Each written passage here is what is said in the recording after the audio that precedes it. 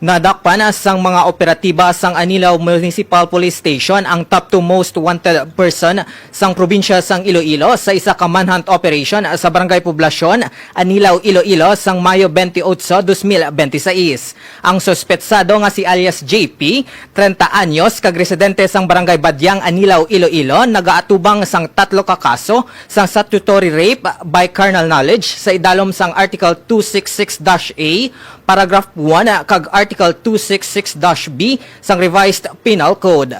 Naaresto ang suspetsado pinaagi sa warrant of arrest nga ginpagwa sang Regional Trial Court Branch 70 sa Barotac Viejo, Iloilo sang Mayo 11, 2026. Wala sang ginrekomendar ang piyansa para sa iya temporaryo nga kahilwayan.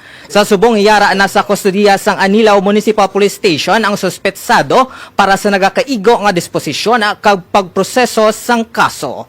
Ini si Abian Jamel Iman, intern na nagikan sa University of Antique para sa balita na may integridad at prinsipyo. Live Radio!